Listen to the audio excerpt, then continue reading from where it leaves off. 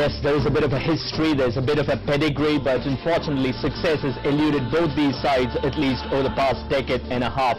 At the end of tonight, there will be still one of those sides who will be walking away quietly. Will it be the South American side, or will the Europeans really storm that South American bastion? We'll wait and watch. Right, giving me company in the studios of 10 Sports is Terry Phelan and Trevor Morgan. Wonderful to have you gentlemen. It's been an absolute pleasure hosting you guys over the past 1 month, really. Right, Maracana, it is, that is the venue of this wonderful game. Not a seat that you'll get. We've got the best seats to have. I know. But no, it's going to be, hopefully it's going to be exciting. This is what it's all built up to, isn't it? You know, two big guns going real head to head. It's just unbelievable. No surprises who they will be rooting for, really, the Brazilians. Well, I'm sure there'll be Brazilian fans in there, I know, because it's their home, isn't it, really? There's going to be some there.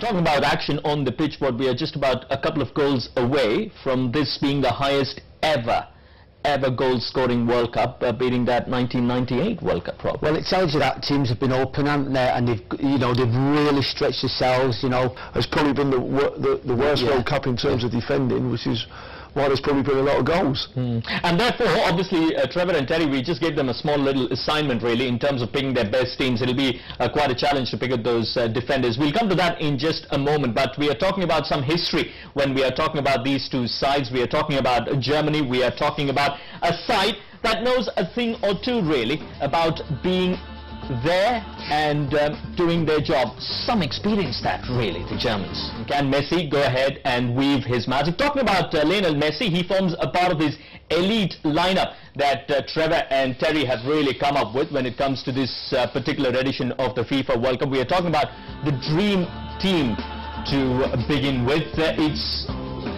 I'll let you guys take over here. I mean, why did you go in? Well, we'll go from left to right, and obviously Trev can do the centre halves. I mean, I went for Royo there. They're ready for the party. They are ready, no matter what happens, I would imagine, really. Closing ceremony not too far away. We've seen some wonderful fans. It's brilliant, just brilliant. It's great, isn't it? Very loyal supporters coming through. Germany coming into this particular tournament with a bit of hope, bit of expectations. Argentina didn't have the brightest of starts, but lovely. A few Colombians, are there? Yeah, everywhere. Okay. Good evening to everybody, really. I mean, we're just about getting ready for this closing ceremony, which is based on 4 pillars we hear: freedom, solidarity, passion, diversity, that FIFA advocates. You just can't imagine one set of fans really crying, isn't it? They're so lovely, so beautiful. Well, there's a mixture. Look at them all. You've got everybody there. Yeah, you've got Mexicans, Colombians. There'll be English there. There'll be a few Irish maybe there. You never know. Did see an Irish shirt the other week though, and an Irish flag, so I've got to get that one in.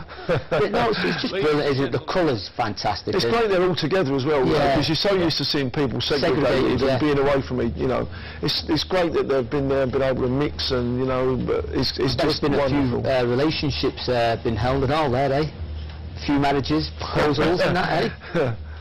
Yeah, thank God you clarified on that. I'm just waiting for what were we going around about? Well, lovely, just lovely scenes really out there at the Maracana, which is going to be the stage of what we expect to be a wonderful spectacle between these two excellent footballing nations. Let's get across and hopefully join our commentator who will run through the closing ceremony. So, welcome to the closing ceremony, which is divided into 2 distinct, related sections, with musical show to follow, but we begin here with what is being described as a solemn introduction, symbolising the values of football via 4 giants representing liberty, freedom, particularly amongst children, and indeed beyond the relatively rarefied professional game of all people, simply to play the game and to enjoy. When we say that you don't have a superstar for the outside world, I mean the likes of Müller, I mean a few of those are genuine superstars.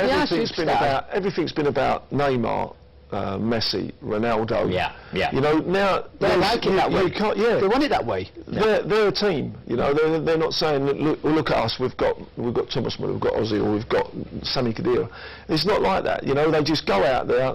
Everybody does their job. Nobody's we're going to do this. We're going to do that. But when you talk about Germany, you invariably talk about a defence. You invariably talk about the plethora of talent that you've got in that midfield, and then probably a couple of them going forward to score those goals. Goals do come from pretty much everywhere. That really is the highlight and the hallmark of what a team is all about. Some of those performers when we come back on the other side of the short break.